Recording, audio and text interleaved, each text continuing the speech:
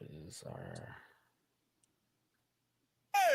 Sports reports, no gimmicks, no clowns. 2-5, Mr. Logical, we run this town. Real talk only, no chasing, no doubt. From the east to the west, it's the order we shout. Mic check, lights flash, game time, stay ready. 2 vets in the zone, keep the pressure real heavy. Big hits, big plays, yeah, we breaking it down. Truth rings in your speakers, every word is the crown. From the north side hustle to that southern flame. Midwest grind, west coast. All right, ladies and gentlemen, welcome to Sports Reports' Order. We have a very special guest today, the one and only, the man, the myth, the legend, Jay Paterno.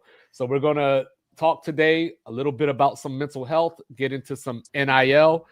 So, first of all, welcome, Coach. Thank you for your time. Good to be here. Of course, out there, like, review, subscribe, share, rate, do all the free things, do all the good things, and we'll get right into it. So, Raph, you want to start us off? Well, we're going to talk a lot of college football, but it's the holiday season. What is your go-to holiday movie that you have to watch as soon as Thanksgiving starts and you're rolling through New Year's? What movie you have to have on? Well, Elf is running almost constantly in my house from the time Thanksgiving ends. And, I don't care where I come in the movie, I'm laughing. I just laugh. I mean, it's such an awesome concept. It really is. Yeah. I've never actually seen that movie, and my wife is going to make me watch it this weekend. Oh, you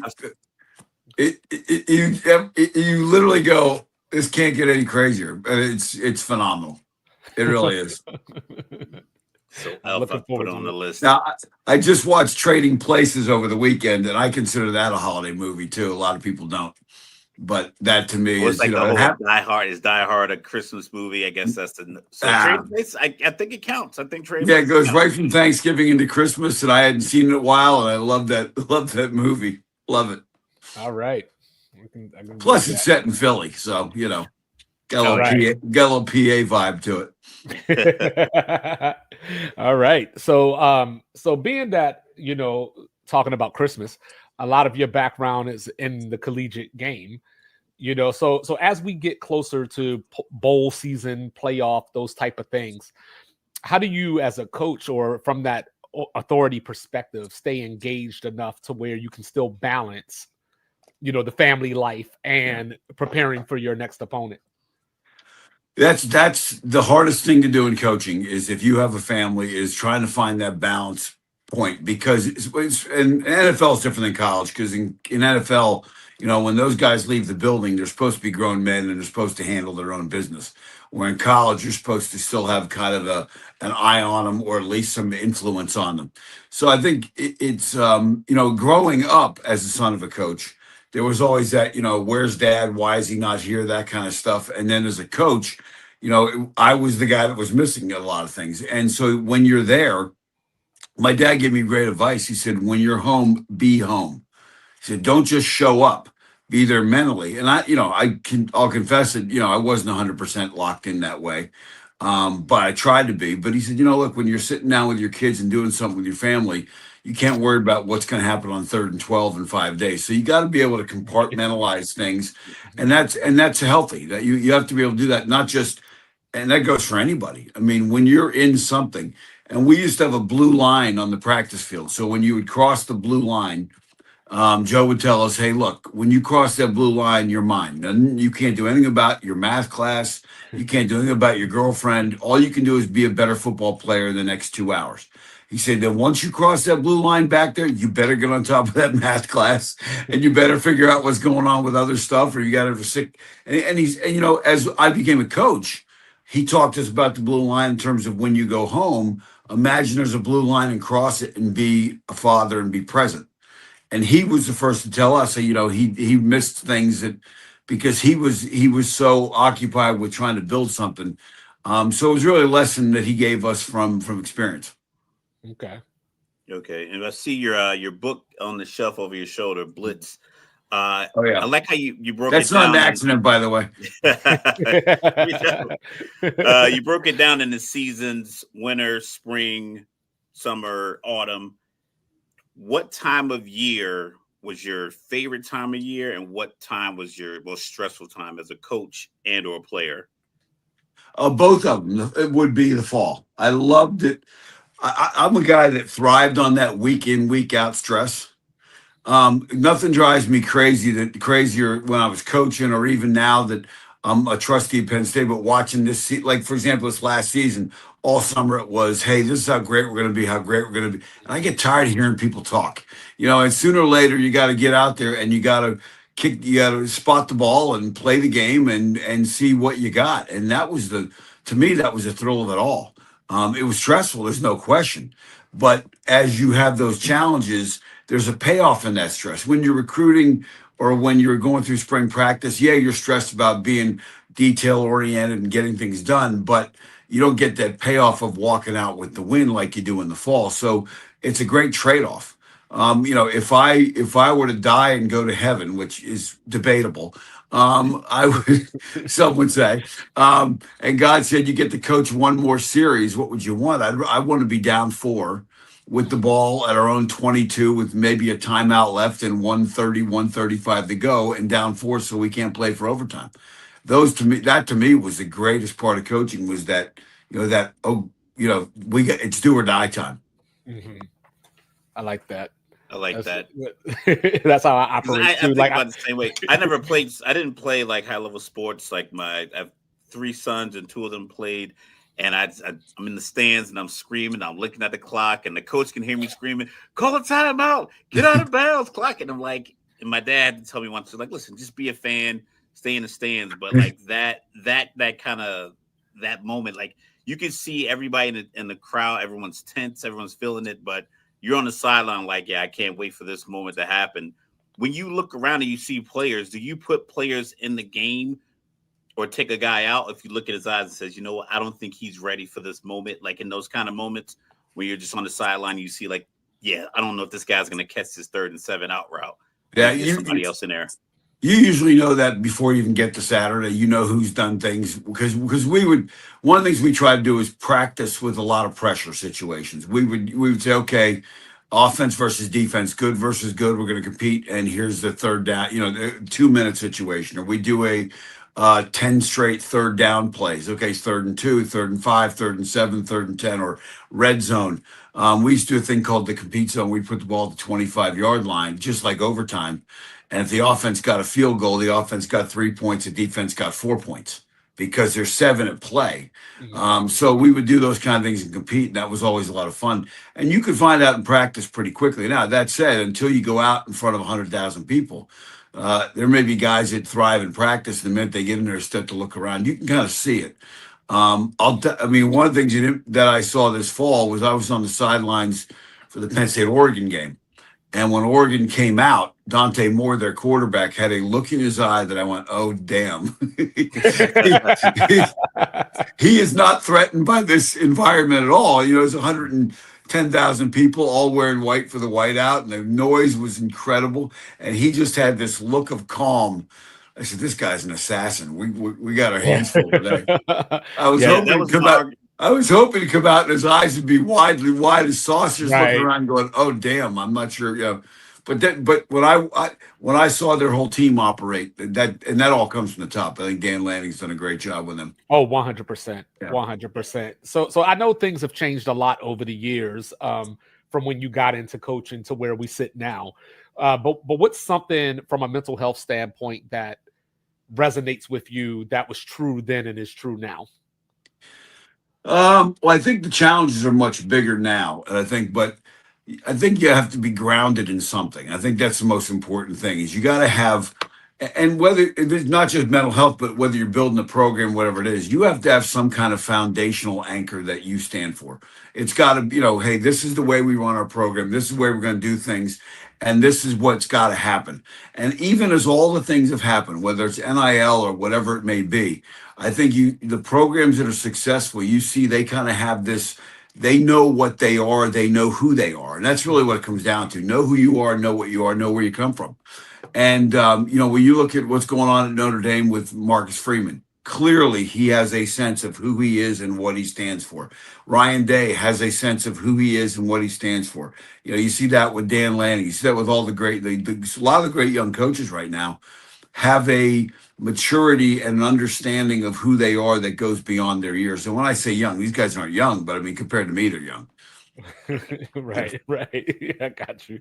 Yeah, because that was something I was thinking about because, when I think about Joe Paterno, culture's one of the first things that come to mind. Yep. And so growing up in that environment, but I know that mental health wasn't necessarily a big topic then, like publicly. So I don't know. So I guess back in those days, how did you guys navigate through some of these storms? Well, I think the thing is that no one talked about it into the terms we talk about it now. Hmm. But there was always an understanding that we had to make sure kids were right. What my dad would say, what makes so and so tick? What do we know about him? What's his fan? When we would recruit kids, he'd want to know family situation, pressures, is somebody sick? And if a kid, and he would kind of keep an eye on guys and say, hey, so and so doesn't look right. Is everything okay? Has anybody had a conversation with him about anything? Or he'd want to know, if somebody's mom had breast cancer, or if somebody else was, dad was sick, or if there was something going on at home, he would want to know that, and he'd want to address that. And he certainly, like I said, nobody talked about mental health, but he certainly had a great understanding of human nature, Hmm. because he was, ultimately he was a English literature major. He's a guy that understood history, understood all kinds of things, and understood human nature across the centuries really hasn't changed. We all want certain things. Yeah. But he was, he would say to us all the time, because remember, we're not coaching a bunch of robots. Everybody's different, and you guys need to find out what makes each guy tick. So we had kind of a mental health burden on us as coaches in terms of trying to make sure we understood our players and get them into the room and talk to them. Now, none of us were trained, and certainly I know a lot more about it now than I did then, and would do a much better job now than I did then. But that, we just weren't armed with the same awareness as we are now. Okay. So back to mental health, with the NIL money and conversations and social media is kind of taken over a lot of people's lives. I know, like with a lot of politics, people are kind of getting funneled the same thing. Your algorithm's telling you the same thing. With the distractions as far as like the NIL money and that being such a piece of leverage for players and schools, do you think there is a better way to handle NIL, or do you think it's being handled properly, or should we go back to the drawing boards completely?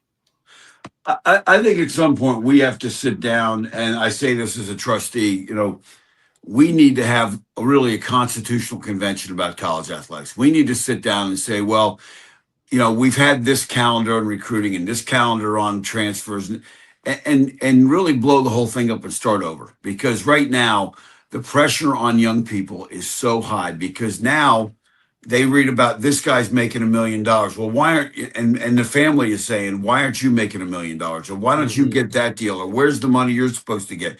Or you have to go to this school because we want the money, that they're giving you more money. So there's all these pressures on them. And I consult with a group called the Advanced NIL.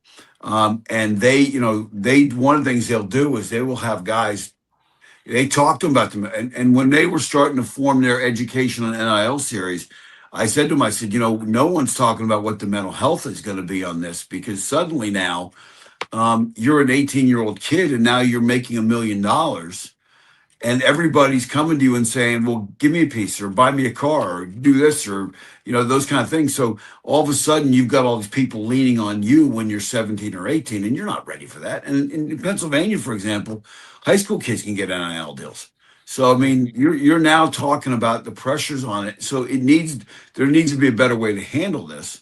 If it was more transparent, that would help, because now every guy lies about how much they're making. They all go, oh, yeah, I got $2 million deal. Well, yeah, they want to say that because they want everybody to impress everybody. And Right. Yeah. a lot of times they're trying to impress somebody they're meeting at a club after hours and say, yeah, I make $2 million NIL money, whatever it may be. And I know how I was at that age too. I'd have been lying too. I mean, impress a potential date or whatever it may be.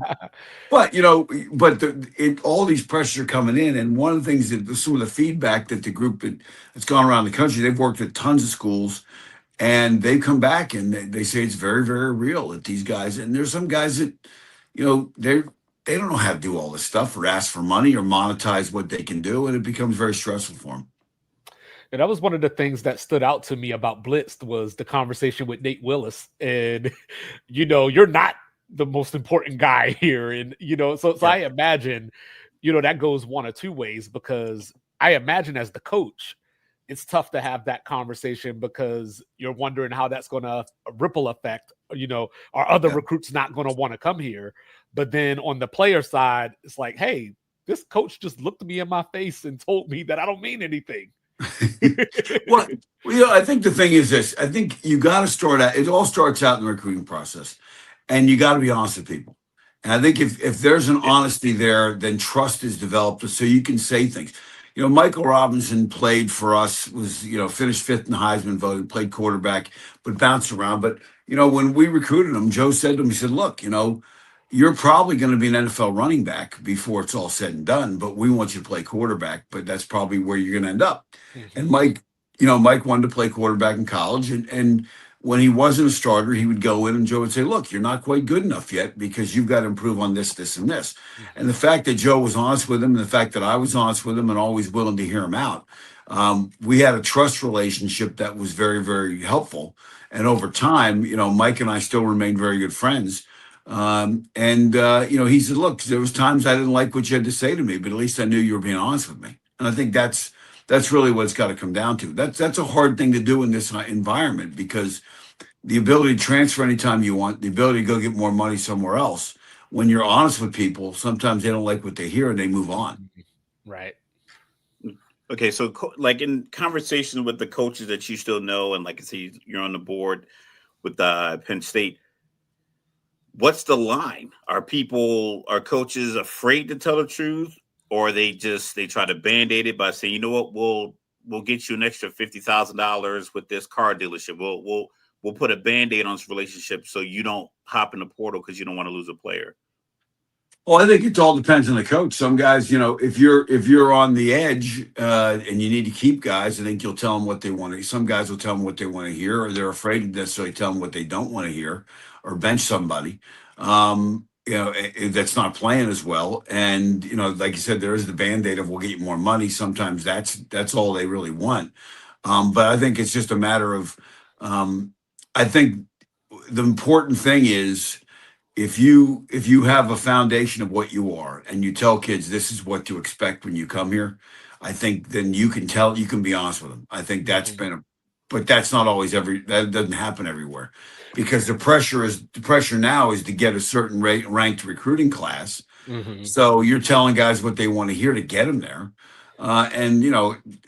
Joe used to always tell us in recruiting, he said, "Look, recruiting's a little bit like getting married." He said, "You can tell a couple little white lies during the recording process, but sooner or later you got to live together. And if you tell too many lies in recruiting, you're going to be unhappy, and you're not going to have the best football player you can have." And I go back 14 years ago, I guess it would have been. So Urban Meyer was out of coaching for a year. Mm-hmm. Between the Florida job and the Ohio State job, and he came up to Penn State because we had known him for a long time. But his son went to camp, and then he was working for ESPN and spent some time with some of our players. And we went out to dinner that night, and he said to me, he goes, "Your players all have this. They're respectful. They handle themselves a certain way. You got such great kids. How is that possible?" And I said to him, I said, "Look, it goes back to what Joe always told us. No recruit is bigger than the program, and if a kid doesn't fit."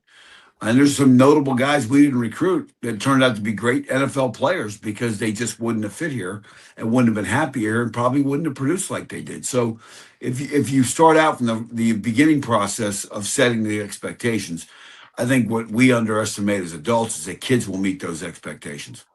And I imagine the level of the school plays a role into that too, because, if you're at a school like, say, Bama, Georgia, Penn State, it's people are knocking down the door trying to get into those schools. Yeah. But, I just saw, Vanderbilt just signed the #1 ranked quarterback. So I imagine there's a lot more massaging that's going on there. I think that kid goes to like a Catholic school in Tennessee. I saw some of his highlights a few weeks ago. He looks like a man amongst boys in his high school team. He does, but he flipped from Georgia to Vandy. Because I think it's a space. It's how many spots you're going to get, how much time you're going to get, like how many years you want to sit on the bench if you go Do I want to be a 4th-string guy in Bama, or do I want to compete to start at Vandy? Yeah, and I think you're seeing, especially quarterbacks. Quarterbacks have become almost like, you know, they're chess pieces. They move around, and they're all every one of them thinks they're going to play 3 years and be a first round pick. I mean, they all do. And the reality is they aren't. I mean, I think Arch Manning. I hope Arch Manning really continues to progress and comes out. I think he's starting to play to his ability. But there's a guy that's. It's good to see a guy like that get in there and wait his turn and have some patience and start to play at a high level. But because I think that's ultimately for that position. But so many people just want to jump from place to place or get somewhere they can play right away. And I think that hurts you down the line if you don't learn how to compete. The guys who don't know how to compete when they get the NFL are going to be in for a shock. Definitely. And I've seen that, we've had some portal changes that are about to come down the pike, where before a coach gets removed and you had the 30 days that the players could jump into the portal. And now it looks like we're moving more towards hey, the coach is gone, but you stay here until the new coach comes. And then you have a certain period of time to, I guess, work with that coach to figure something out. So when we're looking at the balance between players and coaches, and we'll get into the big conversation later, but we were talking offline, but from a coaching standpoint, being removed from the sidelines, do you think that there's a lot of punishment, or not? I don't want to use punishment. That's probably the wrong word, but a lot of rules that are aimed towards the players that could go the other way as well? Well, I think right now the player, when there's the benefit of the doubt, when these courses, especially when these cases get into the courts, they're giving the players the benefit of the doubt, and I think that's that's where we're at. So I think that certainly players should be free to do what they want to do, to an extent, but there's also got to be a two-way street to where we get, and I think until we get to a situation where we have a collective bargaining kind of thing, contracts, that kind of stuff, this is going to be chaotic. It's not necessarily going to be what's best for the kids. I mean, everybody thinks it's best for players that they can jump around whenever they want.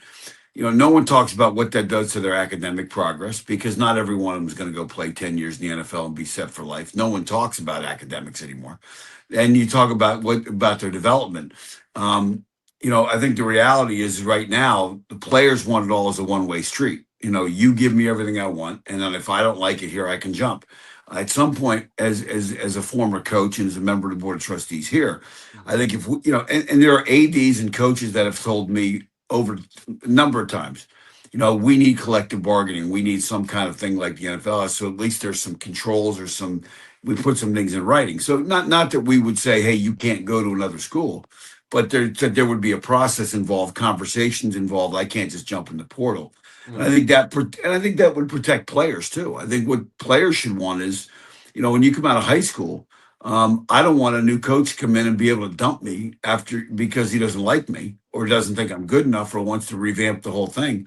I want the ability, if I sign with school X for 3 years and a new coach comes in and I love school X, I like what I'm majoring in, this is where I want to be and this is where I'm happy. I don't want a coach to be able to come in and just get rid of me at a whim. So I think a collective bargaining thing would protect both players and coaches. And I think we're at a point now where there needs to be a coaches union of some sort with some collective bargaining things to prevent some of the things we're seeing right now as well. Do you think that's realistic that we'll see something like that in the future? I think we're going to have to. I think, look, and I'm an old school guy. I love the old college model where you go out and play for dear old state or whatever it is. But the reality is, when you start talking about the Big Ten is getting $1.1 billion a year in TV, in media rights, it's not an extracurricular activity anymore. And the players are the one, and I think really where that started to change was during COVID, when we brought our players back and students weren't even here and the players had to go into a bubble, so to speak. And I think the players and their families looked at it and say, well, why do they have to do that? Oh, it's because you need your TV rights check.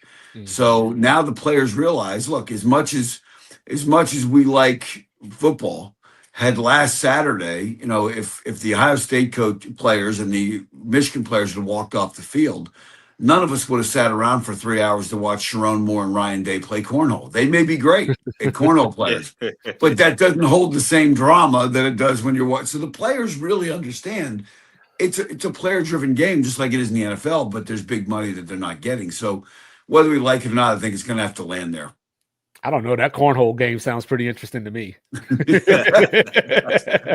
Harbaugh was still around, that would be really interesting because that guy, Yeah, Harbaugh's probably competitive. He probably oh, he probably would have welcomed a cornhole instead of the football game for a while. Oh, no doubt, no doubt. So we're talking about the coaches movement. Obviously, Lane Kiffin's moving. A lot of coaches are moving. A lot of coaches moving from smaller schools, getting jobs at bigger schools. The dates and timelines are odd. Like I was talking to my girlfriend last night, and I told her, I was like, yeah, this guy's team is going to probably be in the college football playoffs when the committee makes their rankings. But yet he's gone to coach another team yesterday. She was like, what? It's like, that doesn't make any sense. I'm like, exactly. It doesn't make any sense, but it seems to be the standard across the board. So when a coach knows, like, because we've been talking about Lane Kiffin leaving for like a month. Yeah. What are the players thinking and what are the other coaches thinking as they're preparing for these games for these last 3 or 4 weeks where the conversation has been everywhere? Social media, TV, even our podcast about Lane Kiffin. Should he go? Should he stay? Where should he go? Like, how do players and coaches prepare during this kind of transition period of the year? Well, you try and focus on the next game, but the reality is you got parents that are calling you saying, hey, what's going to happen if Lane Kiffin leaves? Where are you going to go? Are you going to go to LSU with him? Or are you going to stay there? And you got, and they got friends and students on campus. And everybody's talking about it. It's hard to escape it. You can focus on all you want, but that noise is going to get to you at some point. That said, the Ole Miss kids have played really, really well down the stretch and done a good job when it comes time to ball. They've done a great job with it. But I think, it creates a level of stress because now if you're an assistant coach, am I going to go with him? Has he asked me? If he hasn't asked me, is he not going to ask me if I'm going? So now I got to worry about, I'm working on my resume. If you're on a staff where they fired the head coach 6 weeks in, like the Penn State guys right now, what's going to happen next? I mean, I'm trying to coach a team, but I'm now worried about what I'm going to be doing in 7 or 8 weeks when the season's over. So those things are very, very, very difficult. In my first year at the University of Connecticut, the head coach got fired at the end of the year, and we were supposed to continue recruiting and finish things out. And you're sitting there going, well, am I even going to be here for this? But I think the calendar, there's no question the calendar, and that's one of the things where I talk about in terms of a constitutional convention for college athletics, setting calendars differently, having some kind of arrangement, organization, collective bargaining for coaches. I mean, if you were in the NFL right now and the Browns were looking at John Harbaugh in their own division and said, hey, even though the Ravens might make the playoffs down the stretch, we're going to start negotiating with John Harbaugh because we want him to come to us next year. And even if the Ravens make the playoffs, we're going to have him move before the Ravens actually play a game. Not going to happen because the NFL is, I mean, you do that in the NFL, your team is going, you're losing draft picks. Conversation, yeah, you're getting fined for every conversation you have. And so until we have that situation, we're going to have exactly what just happened. It's going to continue to happen. Lane Kiffin just happened to be the first one. And look, I'm not judging his decision. It's not a decision I would have made, but he has to do what's best for what he thinks is best for him. So he made a decision he had to. Unfortunately, it's one of those things you can do at this time. So where do you drive the change? Sorry, is this kind of event big enough to drive the change and get people to the table and have this, like you said, this constitutional kind of CBA collective conversation? Is this the spark, or is this just another cog that you can add on to something else happening next year, and then maybe in 3 or 4 years they'll actually sit down? Like, is this big enough to cause? It might be. I think it might be. I think there's a lot of people that are stunned by this. Like you're walking away from a playoff team.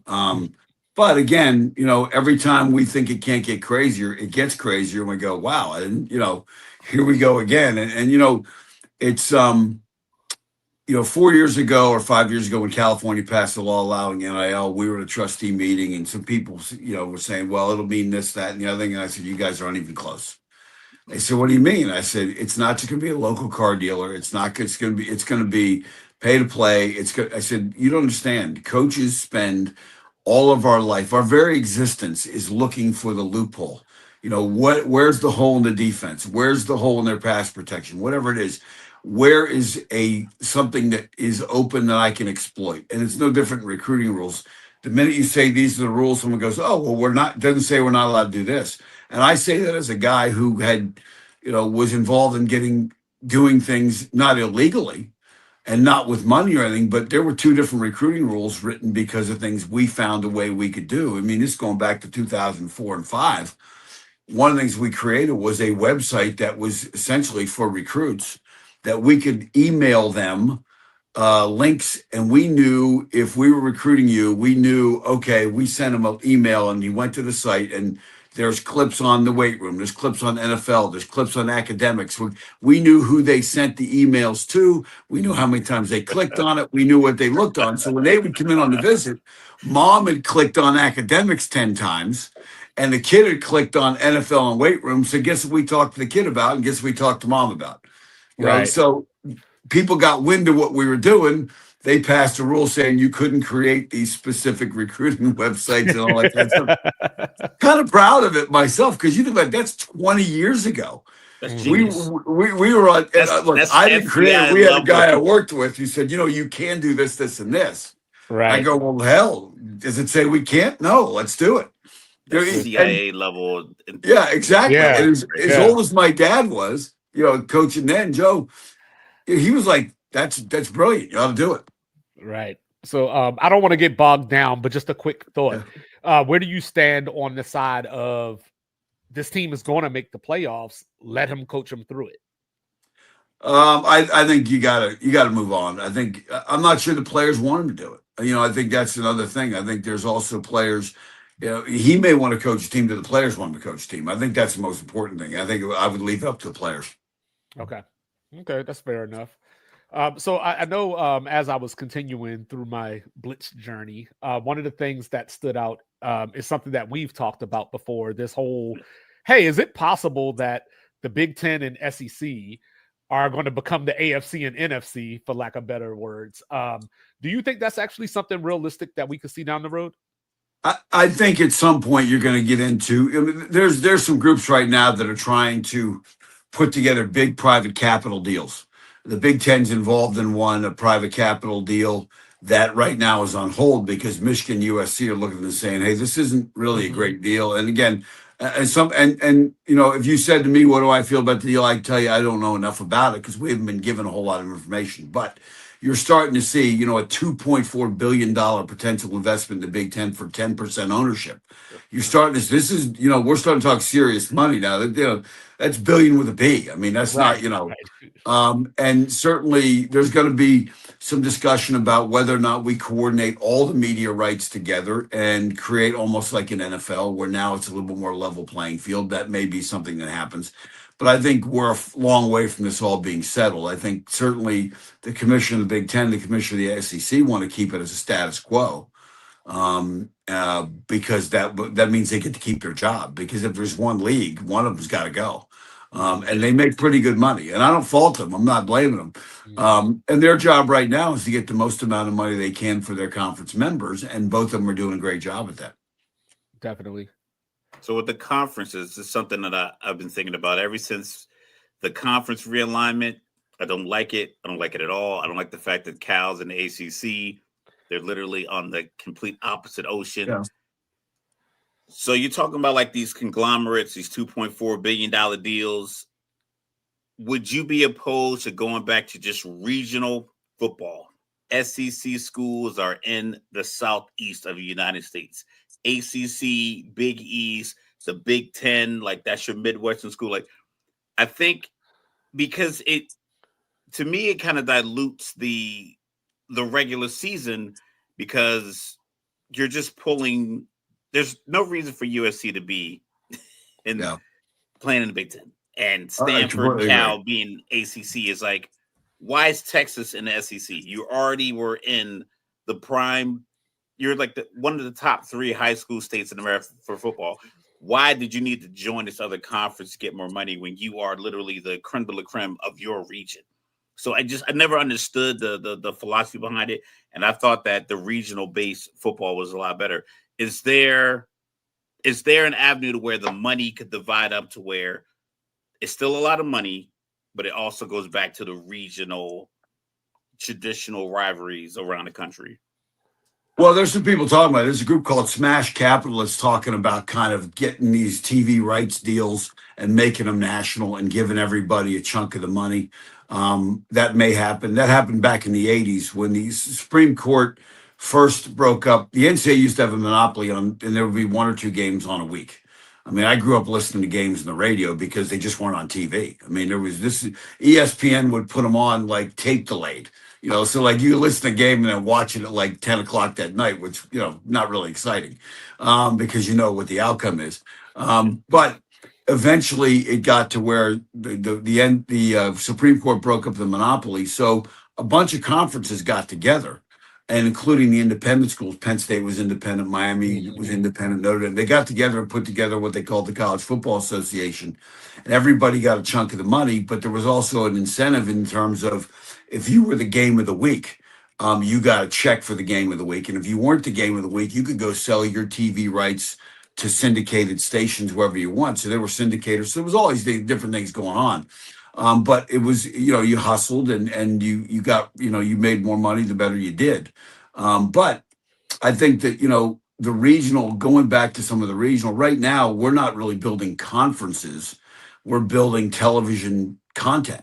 So when the Big Ten adds USC and UCLA and Washington and Oregon, that, from a TV standpoint for football, that's exciting because now you got Penn State, USC.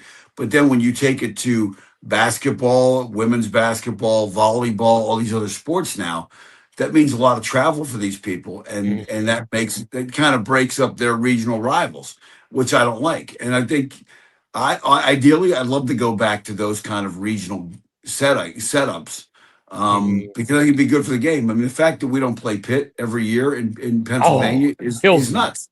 It's nuts because it's you look at it's bragging rights. You're just recruiting rights. That's like you got a kid that's torn between Pitt and Penn State. You bring him to the game and you beat him 52 to 14. Yeah, he makes his decision. And I'm not even a Pennsylvania. You got alums that have to live along. Yeah, you got alums that have to live next to each other. You go to Georgia Tech. They found a way to make it work. U.S., Florida State, South Carolina, Clemson, Kentucky, Louisville. They found a way to make it work, and I wish we could do that. And in November, because that's where I remember that game being played growing up. But I mean, God, you lost that game. You didn't want to go to work on Monday because that Pitt alum was going to be in your ear from from dawn till dusk. Right. And every day of the year. And you see that with Ohio State. Michigan has that rival. We don't really have that one rival anymore, but Pitt was that rivalry. And Raph will tell you, like, even though I grew up in Maryland, no one was happier than me to see Kansas and Missouri play this year. Like I was all about it. Like they should play every single year. And but on a different note with the conferences, I have to ask just because you are who you are. But there's been the talks, back in the early or late 70s, early 80s about the Eastern Conference. That would have preceded the Big East, I guess. If that would have came to fruition, do you think that it would still exist today, or would it have got swallowed up by some of this stuff? That's a good question. I think it would probably still exist because the TV markets that they would have controlled. There would have been, when you were looking at that league, you're looking BC, Syracuse, Penn State. You got Maryland was at that point was talking about leaving the ACC to join that league. You had Pitt, Temple, Rutgers. So you had all these TV markets. New York City, you would have a DC, Philly. You had a lot of big TV markets in there. Virginia Tech probably would have ultimately ended up joining that league. Miami probably would have ended up joining that league over time. And it would have been in all sports, and it would have been great because, back then you could drive, we played Pitt, you could drive, as a fan. When we played Maryland, you could drive as a fan. When we played Syracuse, you could drive. When we played BC, you could probably still drive that a little further. But I mean, there were guys that covered the team for decades, and they knew when they went to the Maryland game, they always stopped at the same bar on the way home and got something to eat and a beer and whatever. But those traditions have all gone by the wayside, and it's unfortunate. But it would have been good to see that league happen. And they did a big 30 for 30. I think it was still a 30 for 30 on the Big East. Yes. Yeah. And the guy finally flat out said Joe Paterno was right. Football drives the bus, and they thought it was basketball. And some of those schools have never recovered from it. Right. Yeah, that's always just something I've been interested in once I learned about it. Go ahead, Brad. The argument between basketball and football in college sports, even at the NBA with their 82 games, I don't think it galvanizes people the way that the NFL does. Football just has a way of like taking hold. Like I said, my two of my three sons played football. My youngest son has played from the time he was 7 up to now. He's a junior in high school, and he's still playing. And he's still playing with the same kids that he played with.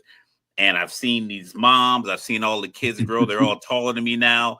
And I've seen moms who knew nothing about football when their kids started out at 7 years old to screaming out coverages from the stands, and just kind of like just the whole family's there. Everyone's wearing hoodies.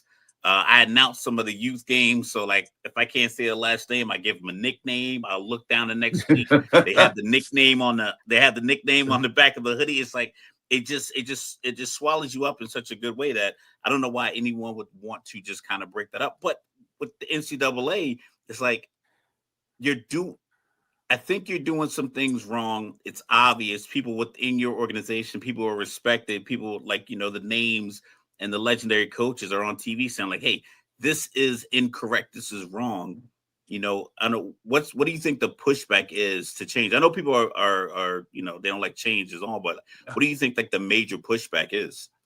I think the danger is that, one of the things that was cool, in the era we grew up in, when that kid showed up on your campus, you were going to watch that guy go for 4 years, 3 years if they were really good, but 4 years or whatever. And you're going to watch it. And he became part of your Saturday, every Saturday. And I think that's one of the things about football that's unique is that when the games are. They're Saturdays. With college basketball, you got to have a calendar out because it might be Tuesday, Saturday this week, and next week might be Wednesday at 9:00. Next week, Penn State might be playing Thursday night at 6:30 because of what TV does to it. You have some of that in college football now with the MAC games during the week, but by and large, when you start talking about the Big Ten, you're Saturday to Saturday, so when the game is. And I think the NFL has really done an unbelievable job marketing football. I mean, a friend of mine has worked in television for the NFL for years. He said, he came and did a guest lecture at Penn State to a sports business class.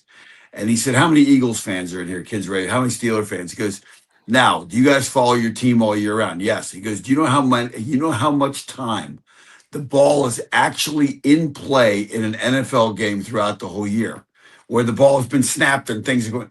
He said it's like 5 hours the whole year.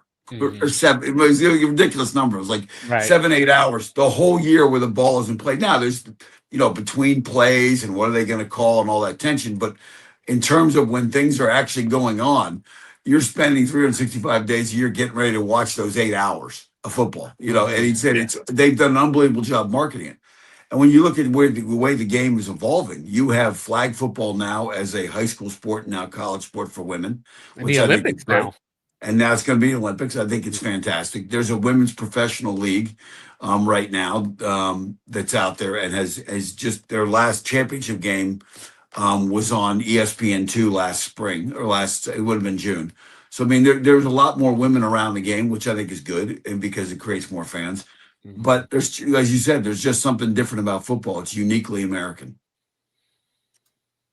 Well, I think America was built on the Outlaws and the Mavericks and the Bad Boys. So, football players just kind of come with that attitude and toughness. Like it the resonates. Real world gladiators, Yeah, it resonates, But yeah, so as far as NIL, back to NIL for a quick second.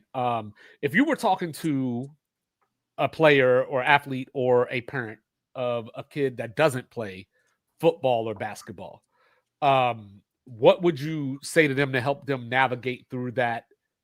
I guess that lead up into going to college or building a brand or that type of thing. Oh, guys that's going to play. You talking about guys that's going to play college football? Well, no, guys that might be playing another sport, like maybe they run track or maybe they do lacrosse or something along those lines, right? Yeah. Well, I think it's a different world for them right now because the money's not being thrown at them like it is these other sports. But what's happening now is, and I'm very good friends with the women's volleyball coach at Penn State, known her for 25, 26 years. I coached her husband in college. But the things they're dealing with that's changed now is when they sit down with a recruit, those guys all have there's generally an agent with women's volleyball players, the high profile ones right now.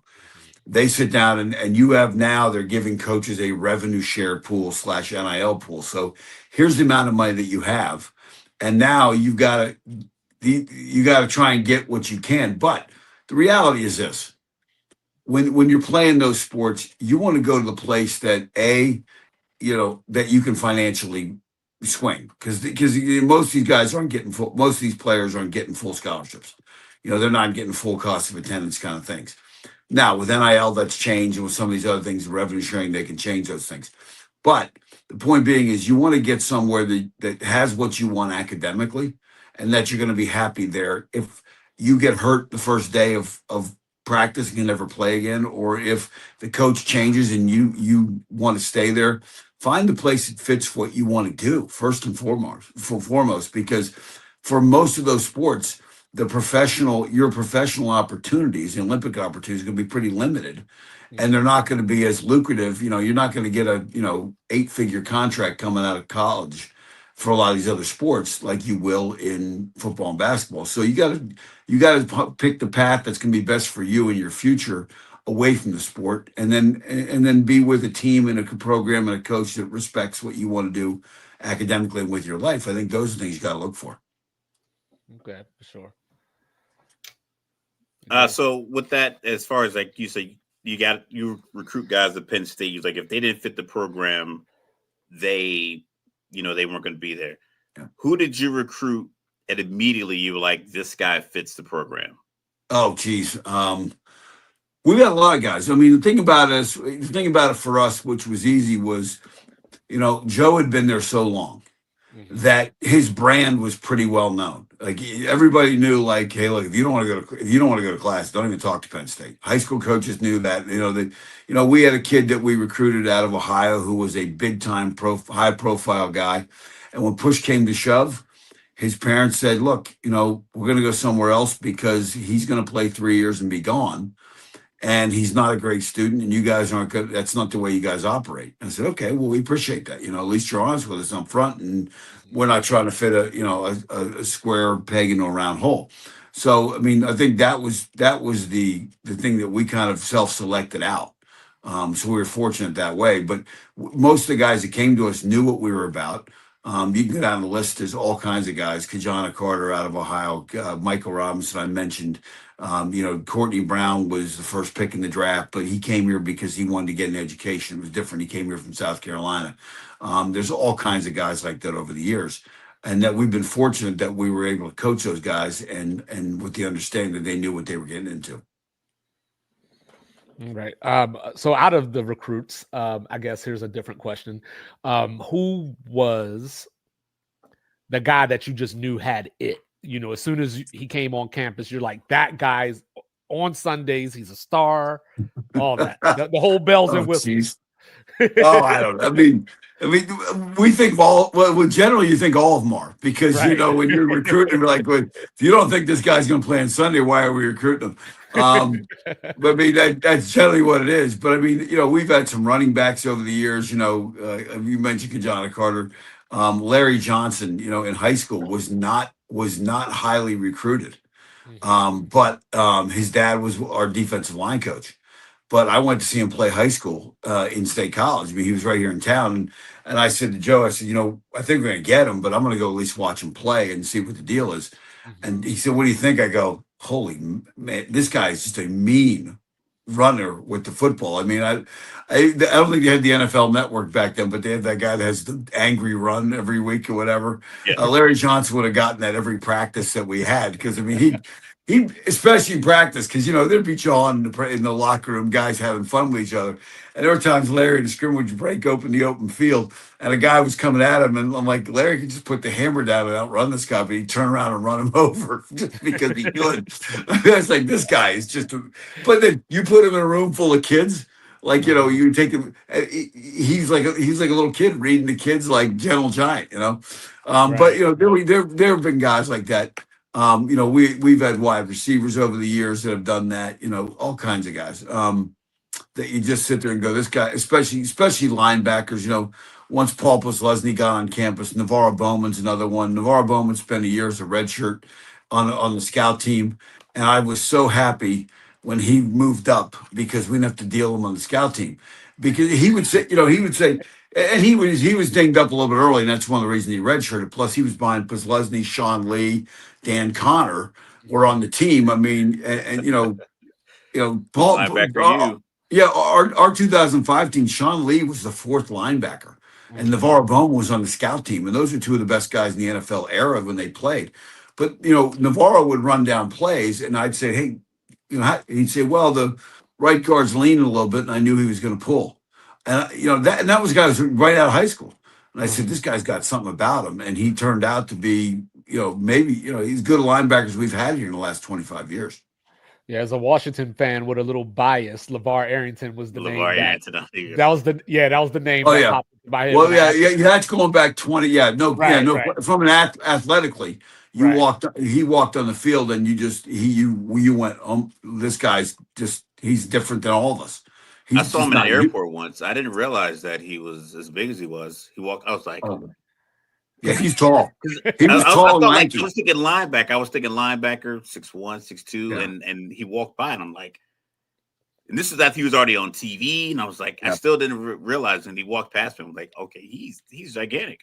And there's a guy that now would be playing edge, because that's where everybody's making the big money. It's funny, the guys, they all want to move from linebacker to edge because the NFL's paying the edge guys more than they're paying the linebackers now. It's kind of funny because pass rush is so important. But that's a guy that, if we had to do it all over again, love to take him back and make him an edge, because he just had, his first step was ridiculous. I mean, it was just, his acceleration was off the charts.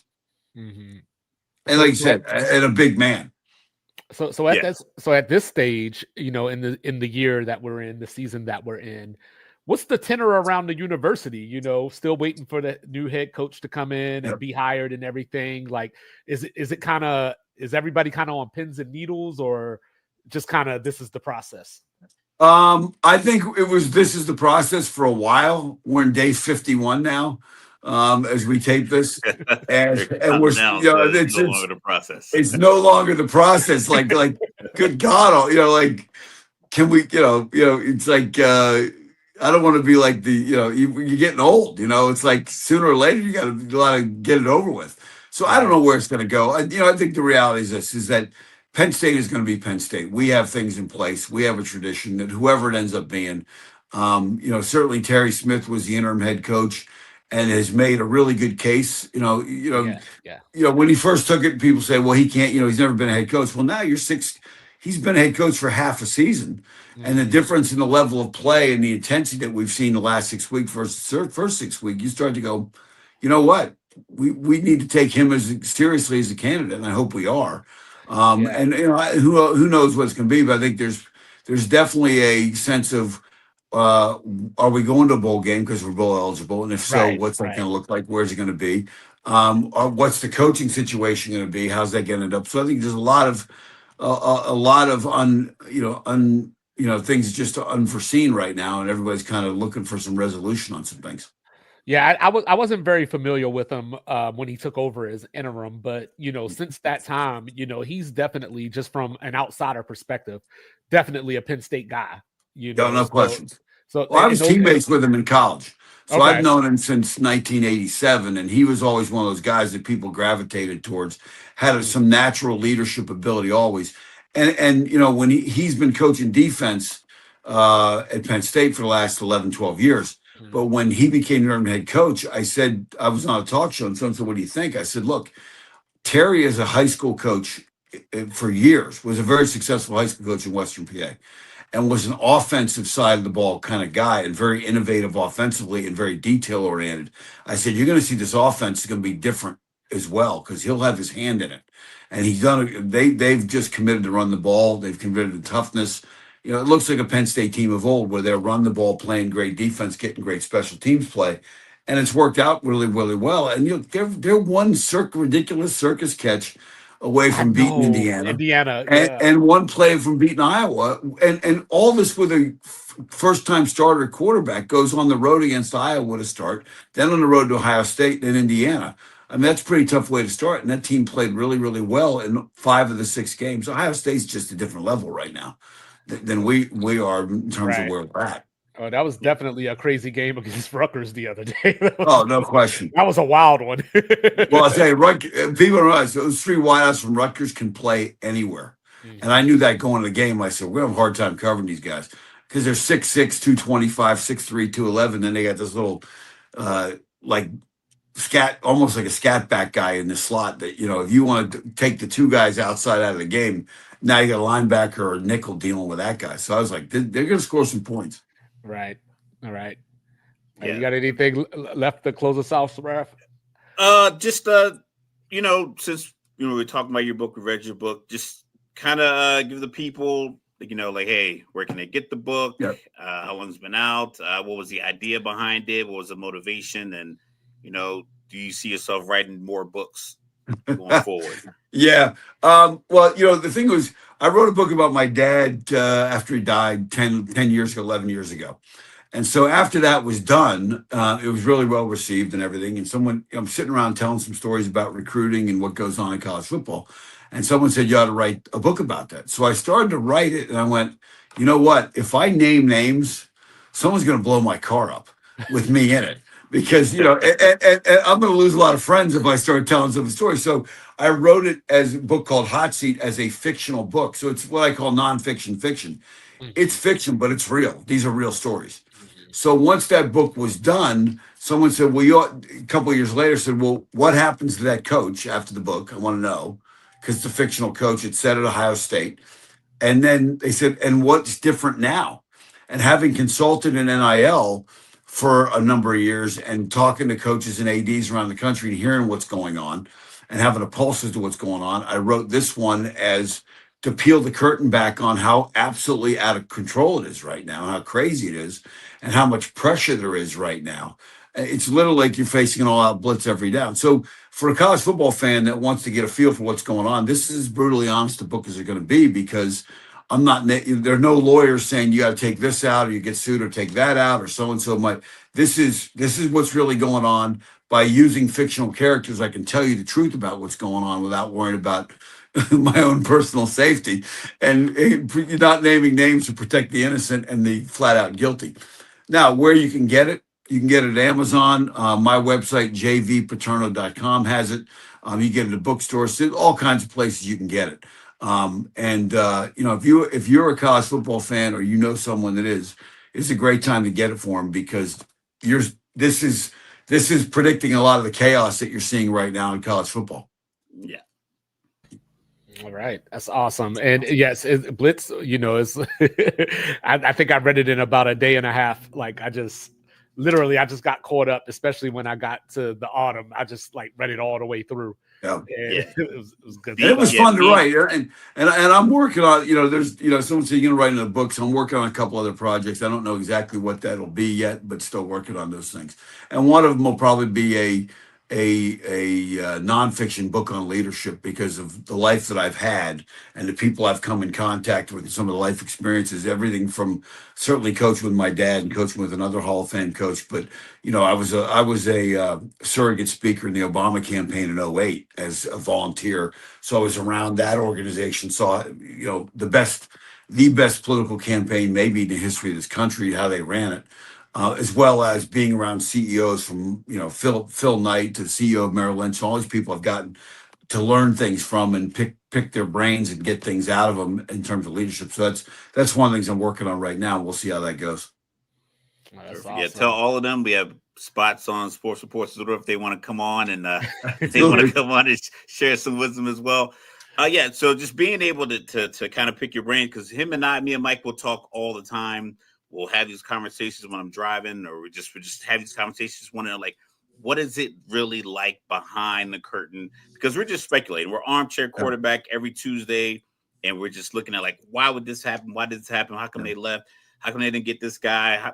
All these different conversations. So having someone who's lived it, from the player's perspective, coach perspective, son of a coach, an actual. So it's like you've seen it from so many different angles and so many different levels. So being able to get that information from behind the curtain is quite enlightening.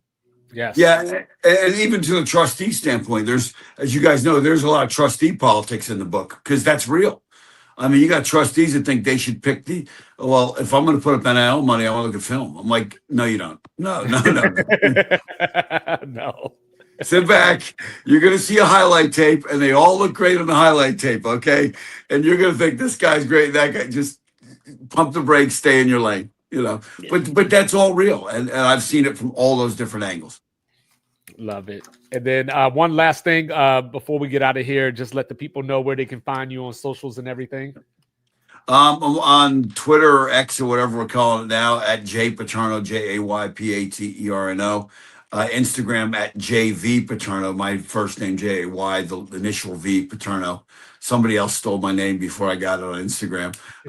If you're late, you're out. And then on website jvpaterno.com. So all those are places you can find me.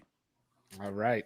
Thank you so much for your time, for being so gracious with us and sharing all these perspectives. Like, you've definitely given us a lot to work with and consider. And dare I say, you've made us better podcasters just by this conversation. So I appreciate it. I've enjoyed this. Thank you guys very much. Yes, Thank sir. you. And hope to have you back sometime in the future as well. Anytime. All right. There you go, folks. The one and only Jay Paterno. Sports Reports is ordered. We'll be back at you Tuesday, Friday. Make it happen. We love y'all so much. See you soon. Like, review, subscribe, share, rate, do all the free things. Do all the good things.